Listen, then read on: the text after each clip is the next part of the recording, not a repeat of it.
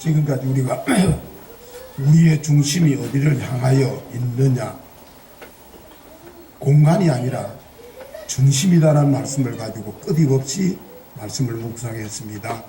한 공간 안에서 같이 신앙생활 하는데 한 사람은 데려감을 당하고 한 사람을 버려둠을 당하는데 왜냐? 중심이 어디를 향하여 있느냐가 중요하다는 것을 함께 그동안에 생각했습니다. 자, 한 인간이 그 중심이 어디에 자리를 두고 있는지 간단하게 한 두 가지를 점검하고 그 다음 우리의 믿음의 현주소를 점검해 보려고 합니다.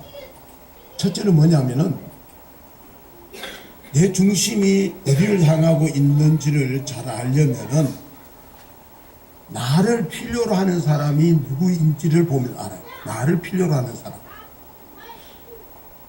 세상 쾌락만 추구하는 사람들이 나를 필요로 한다면은 나는 중심이 쾌락에 좀 가가 있는 것.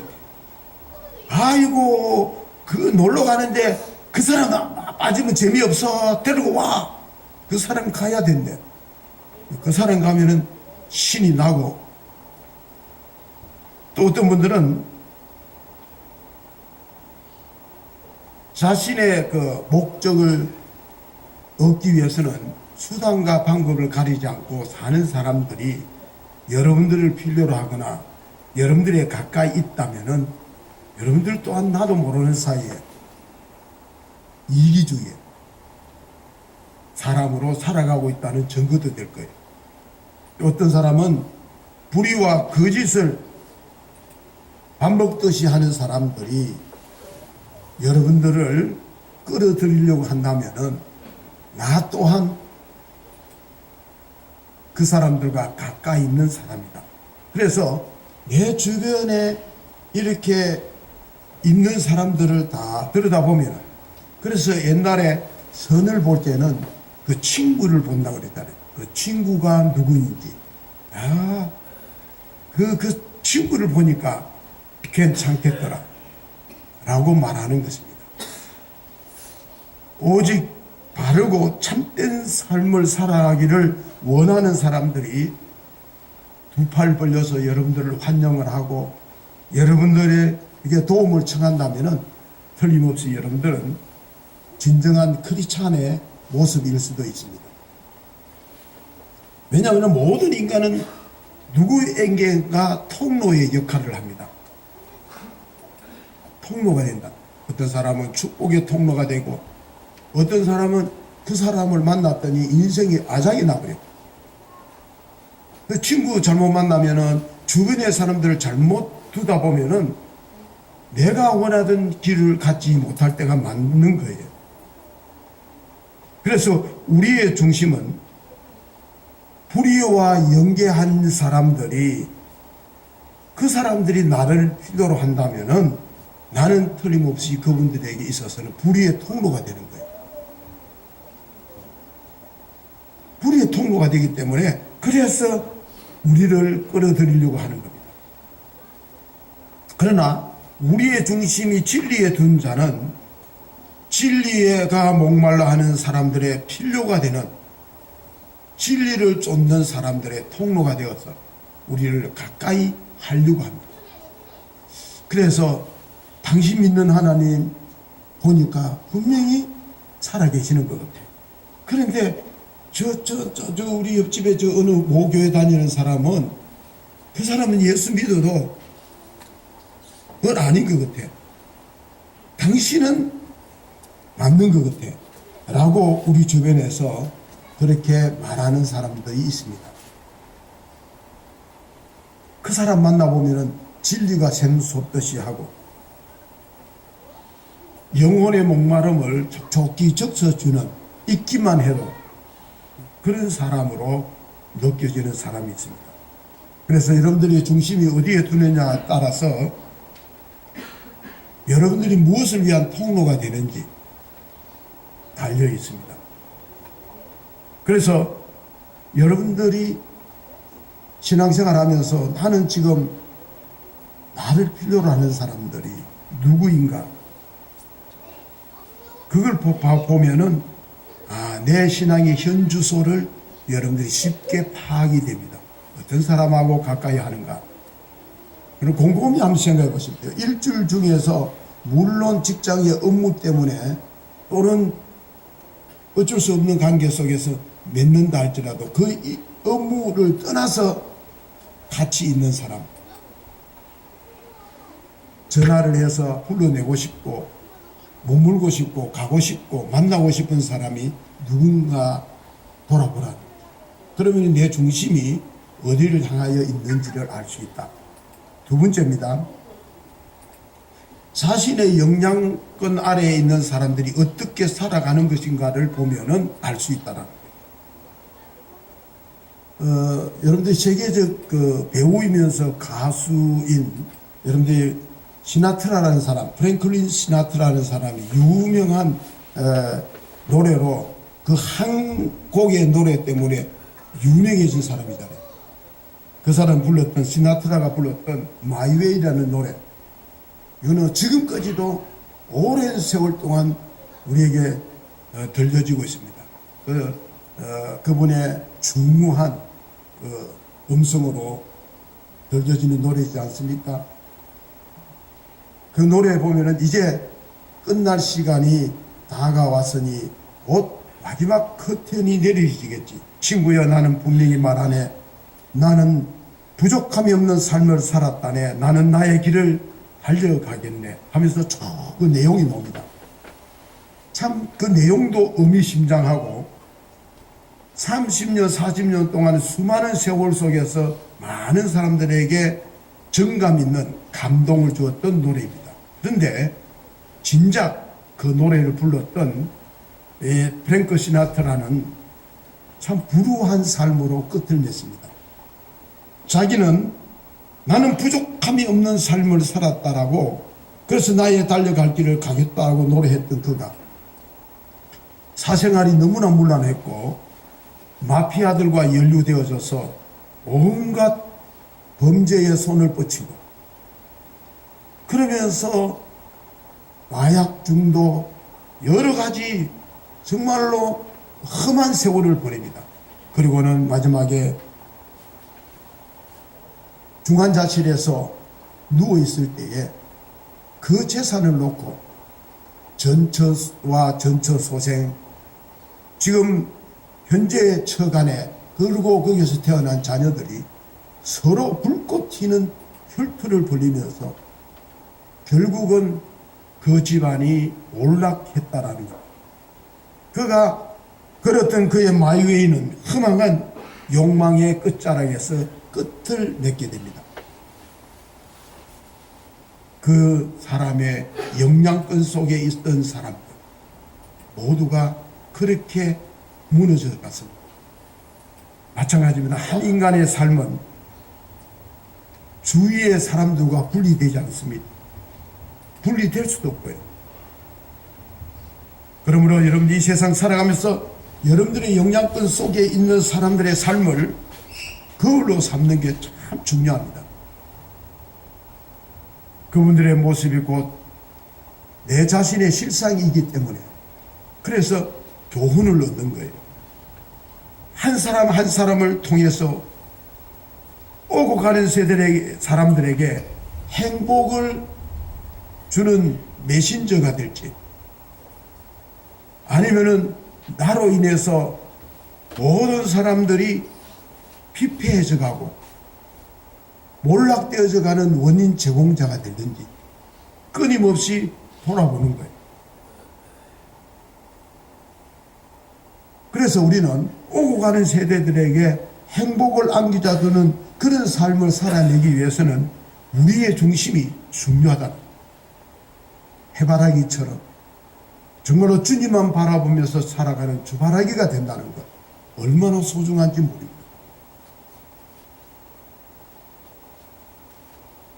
자, 그렇다면은 여러분들의 중심이 어디에 있는지 오늘 이 두 가지를 먼저 염두에 두고 내 주변의 사람, 나를 필요로 하는 사람이 누구인지, 나로 인해서 영향을 받고 있는 삶의 사람들이 어떤 모습인지 돌아보면서 더 중요한 것은 이러한 바른 선택을 하는데 중요한 게 있습니다. 모두가 바른 선택을 해야 된다라는 것, 이거는 필연이 아니라 나의 선택에 달려있고 그 선택의 결과에 대한 책임은 내 몫이고, 뿐만 아니라 그로 인해서 내 주변 사람들이 행불행을 겪는데, 이처럼 중요함에도 불구하고 절대 다수의 사람들이 그릇된 선택에 빠져간다는 거예요. 그 이해하기 위해서는 오늘 본문 말씀을 잠깐 언급을 합니다. 예수님께서 제자들에게 비유를 들어서 말씀합니다. 어떤 불의한 재판관이 있는데 거듭되는 이 과부의 청을 들어주지 않으면 안 되겠다 해서 그 불의한 재판관이지만은 가부의 청을 들어줬다는 거예요.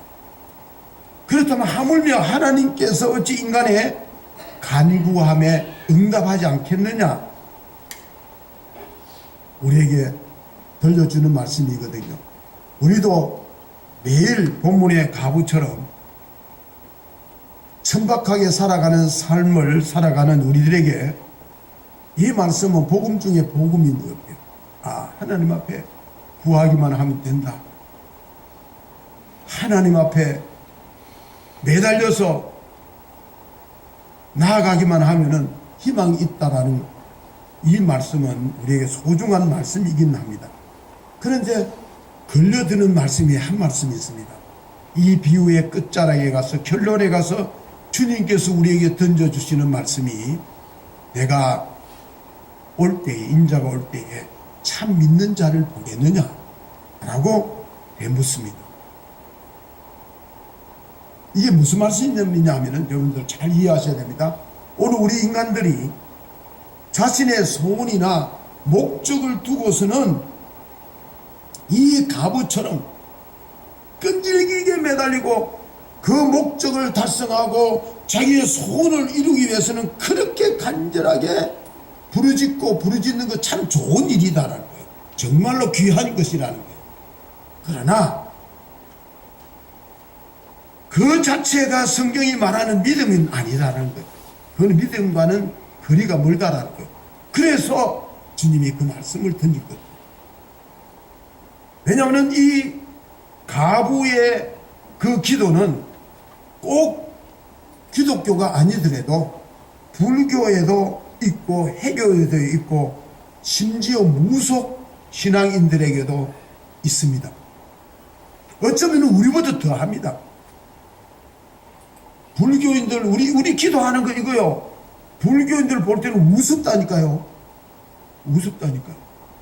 우리 정상문 권사님 옛날에 이야기 들으니까 천일 기도, 천일 새벽에요. 3시인가 4시인가 일 나가지고 걸어서 그때 그 대성사까지 갔죠. 걸어서.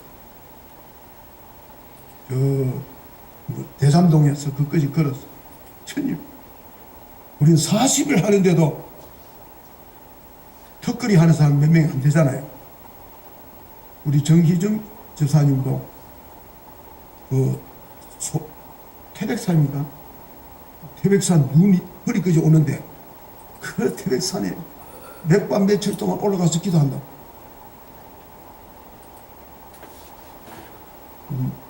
저분들도 제일 정상문 권사님 다 열정 있는 사람인데 우리 닮아가지고서 시들시들해져 버렸어.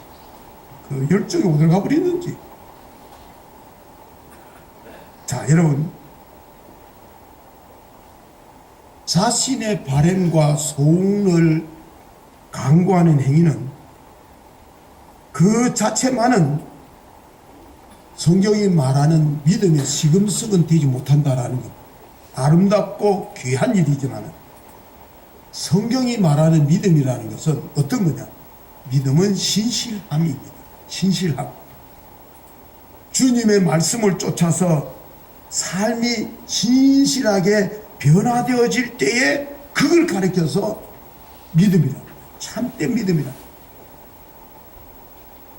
자신의 삶의 변화에는 안중이 없어요. 변화는 안중이 없고 자신의 목적을 위해서 하나님을 변화시키려고 든다면은 이건 미신이라는 거예요. 엊그제 목사님들이 대구에서 몇 분이 오셔서 식사를 하고 뭐 하는데 빨리 가야 된대요. 왜요? 그러니까 금요 철야기도 하러 간대요. 참 우리 목사님 교회는 안 합니까? 그래서 나는 믿음이 없어서 못하고 있는데 봐서 막 금요일 와가 막 벌쩍벌쩍 뛰고 난리래요. 참 귀한 일이죠. 그것도 귀하고 귀한 일이지만은 그 자신의 목적을 달성하기 위해서 그 열정으로 하나님을 변화시켜 주겠다고 하나님을 감동케 하려고 막 난리를 치는 것만큼 내 자신이 믿음 안에서 변화되기를 몸부림쳐 봤느냐 그 말. 몸부림쳐 봤느냐. 그래서 주님께서는 오늘 이 본문 말씀을 통해서 수많은 사람들이 참된 믿음과 미신을 혼돈하고 있는 오늘의 우리의 세태를 비꼬아서 던져주신 말씀이 아닐까. 그래서 참 인자가 올 때 믿는 사람을 보겠느냐. 바꾸고 말하면 절대 다수의 신자들이 욕망에 사로잡혀서 인생을 그런 선택한 것에 대해서 주님이 한탄하시면 여러분들이 그 스페인의 유명한 화가 가운데 고야라는 화가가 있습니다. 유명한 미술가인데요. 그분의 대표작들이 여러 가지 있는데 그 중에서 고야의 대표작이 어떤 작품이냐면 이빨 사냥이라는 그 옛날에 우리 중고등학교 다닐 때 미술 교과서에도 나온 작품입니다만 이빨 사냥이라는 작품이 있습니다. 이게 무슨 내용이냐 그림을 보면은 한 여자가 교수형의 사형을 당한 그 사형당한 사람의 시체에다가 이빨을 치아를 뽑아내려고 쓰고 있는 그것을 그림을 그려낸 거예요.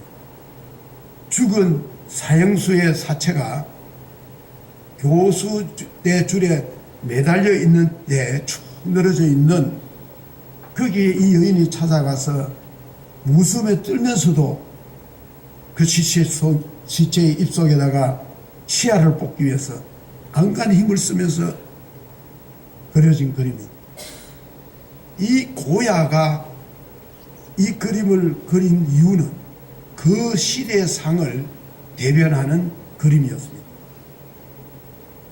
왜 이 그림 속의 여인이 무서움을 무릅쓰고 시체의 치아를 뽑으려고 했는가? 그거는 미신 때문이었습니다. 사형당한 시체의 치아에는 신통한 힘이 있어서 그것을 지니는 자는 무엇이든지 할 수 있다라는 속설 때문에 사람들이 그걸 한다. 그것을 이 고야가 고발하는 내용이에요. 당대에 그 얼마나 어리석은 일들이냐. 왜냐하면요, 스페인이 캐톨릭이 국교입니다. 그들은 집집마다 성상을 모셔놓고 주일마다 거룩한 미사를 드리고 성당과 집에서 자기 소원의 강구에 묵주 기도를 하면서 열심을 하는데 비해서 하면서 또 다른 한편에서 실생활에 있어서는 자신의 욕망을 성취하기 길이라면은 수단과 방법을 가리지 않고 죽은 시체의 이빨을 뽑아내려고 하는 그 시대상을 고발한 작품입니다. 신앙 이꼬르 또한 왜 요것까지 내 신앙을 가지는 이것만으로도 부족하다는 거죠. 내 욕망을 채우기에는. 그러니까 끌어들이는. 여러분들은 국제부패감시단체인 국제투명성기구라는 게 있습니다. 꼭 2년마다 한 번씩 이제 세계의 나라들을 대상으로 해서 그 투명성을 조사를 해서 발표를 했습니다. 그런데 2년마다 나오는 그 자료에 의하면은 최근에 우리나라에 어떻게 보면 뭐라고 할까요? 투명성이라 할까요? 우리나라의 투명성은 49위라고 해요. 91개 나라 중에 49위를 했어요. 일본, 싱가포르는 물론이고 대만과 홍콩과 말레이시아보다 더 못한 성적을 받았거든요. 더욱이 선진국이거나 성진국을 지향하는 나라 속에서는 한국이 최하위라는 거예요. 우리 사회가. 한국가의 투명성이라는 것은 정직성인데 한국 사람들은 대부분이 부정직하다. 그래서 외국 사람들이 와서 외국 사람들은 농담을 잘하는데 그 농담이 통하는 이유는 그 항상 말 속에는 진실을 담고 있기 때문에 그래서 만우절이 만들어지고 너무 진실성을 담고 있다 보니까 이렇게 유머스럽게 하는 거예요. 그런데 우리는 그게 안 통해요. 일상이 거짓말이네. 그래서 저 사람하고 이야기를 나눠보면 어디가 진실이고 어디가 아닌지 끝인지 구분별이 안 된다는 거예요. 정직한 세금을 납부하려고 회계사를 도입하는 게 아니라 어떻게 하면은 세금을 덜 낼까 해서 회계사를 끌어들이는 게 우리나라의 기업들이라 그래요. 그래서 세무사찰로 온다 하면은 모두가 벌벌 떨려요. 제가 얼마 전에 지난번에 미국에 갔을 때에 우리 교회 권사님 한 분이 자기 친구가 샌프란시스코에 뭐뭐 하는데 꼭 좀 만나고 인사하고 좀 선물 좀 갖다 달라고 그래서 만난 적이 있습니다. 너무 어렵게 살아요. 슈퍼마켓을 하는데 24시간 이게 365일 동안 하루도 쉬는 날이 없대요. 문 좀 닫았다 하면 손님 떨어진다고. 근데 그분들이 그렇게 이렇게 오랫동안 했는데 왜 아직까지 이렇게 어렵습니까 하니까 아이고 목사님 한국에서 살던 습관을 따라서 이 슈퍼마켓 했다가 몽땅 날릴 때 왜 거기에는 물건을 팔면은요 세금이 거기 붙어 있지 않아요. 계산할 때 세금이 붙거든요. 그러니까 이 주인이 한국식으로 그 세금 거기 뭐 자기가 보고하면 되니까 자기가 이제 뭐 하는 신고하는 대로 되니까 뭐 신고를 덜 해서 세금 손님들한테 100원짜리를 팔면서 120원을 받았단 말이에요. 그러니까 그 20% 그거는 공짜로 들어오는 것 같아. 그러고 한 4, 5년을 그만 그랬대요. 근데 4, 5년이 지나고 나니까 딱 와가지고 그동안에 세금 포탈했는 거 그동안에 이렇게 벌금을 해가지고 때리줬는데 그러면서 미국 와서 내가 우리 그 사람들이 참 어렵게 살아. 여러분들이 그 회사에서도 직장에서 여러분들이 서류를 만들 거예요. 서류를 만들 정직하게 정말로 작성을 해서 서류를 만드는 데가 과연 있느냐?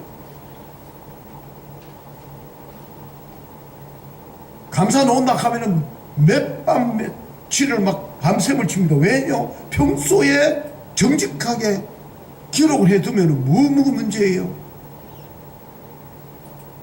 사방에서 공사를 하는데 보십시오. 성실시공이라고 안 붙여져 있는 데 없어. 그런데 우리나라 대형 참사가 났다 하면은 무조건 성실시공이 아니라 이거는 완전히 부실시공으로.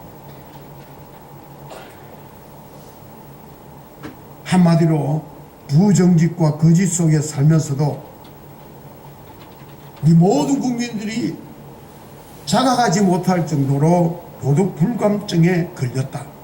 그래서 대형 참사가 막 생길 때마다 텔레비에서 떠들고 난리를 쳐도 돌아서면 잊어버려. 왠 줄 알아요? 허망한 욕망에 의해서 인생을 살아가기 때문에 어쩔 수 없다.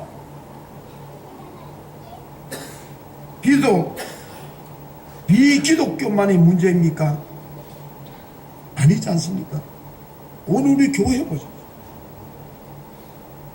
예배 때는 경건한 모습으로 어김없이 앉아있지만은 실생활로 돌아가면 이빨 사냥 속의 여인처럼 자신의 욕망을 성취하기 위해서 안 믿는 사람과 별 다를 바 없이 수단과 방법을 가리지 않냐고 살아가는 것이 오늘 우리 크리스찬의 모습이 아닌가. 이 세상을 회복시키는 하나님의 미랄이기보다는 오히려 이 세상을 더 타락시키는 데 공범으로 똑똑히 역할을 하고 있습니다. 항상 이야기합니다. 부정부패에 연루된 모든 이들 가운데 60, 70% 기독교인이라고 배제되고 있지 않습니까? 왜 그러냐는 거죠. 그래서 우리 민족성을 조금 알았으면 좋겠어요. 이게 제가 이제 어느 책에서 본 이야기입니다만은 뭐 이거는 절대적인 것이라 할 수 있지만 공감은 되더라고요. 역사적으로 식민 통치를 경험한 국가이거나 외세의 침입을 많이 받은 국민들의 공통점이 있대요. 그게 뭐냐면 부정직하다. 왜냐하면 식민 압제로부터 살아남기 위해서는 어쩔 수 없이 겉과 속이 다르고 이 사람 앞에서와 저 사람 앞에 다르게 복면을 쓸 수밖에 없다라는 거예요. 정복자의 수탈 아래서 가족의 생계를 책임지기 위해서는 쌀 한 토를도 더 얻기 위해서는 일상적으로 거짓과 타협하지 않을 수 없다라는 거예요. 그게 오랜 세월 동안 져져오다 보니까 특별히 우리나라는 36년 동안 잔혹한 일제의 수탈을 당한 이 우리 민족으로서 정직과는 거리가 멀었던, 그래서 오늘날 우리 민족성이 당연한 비결이 아닌가 그렇게 주장하는 사람들도 있습니다. 그래서 2차 대전 후 독립한 나라 중에서 우리나라만큼 경제적 번영을 이룬 나라가 없습니다. 선진국 문턱 앞에 와 있다고 그러지 않습니까? 그렇다면 우리가 최하위의 나라가 아니라 단호하게 부정직과 결별을 하지 않으면 안 된다는 거예요. 그래서 우리 바른 선택의 길로 나아가는데 우리 그리스도인들이 교회가 앞장서야 되는데 교회가 연일 언론으로부터 비판을 받고 있지 않습니까? 우리도 모르는 사이 습관처럼 되어버린 거짓. 그냥 그게 거짓말이 아니에요. 근데 거짓말을 하면서 거짓말은 아니래요.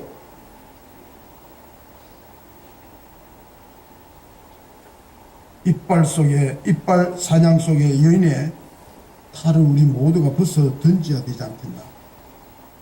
어떤 분이 그래 일제 잔재를 청산한다 해서 친일파 명단을 발표하고 추방시키고 그 사람들을 매도하고 인격을 짓밟고 난리를 치고 있습니다.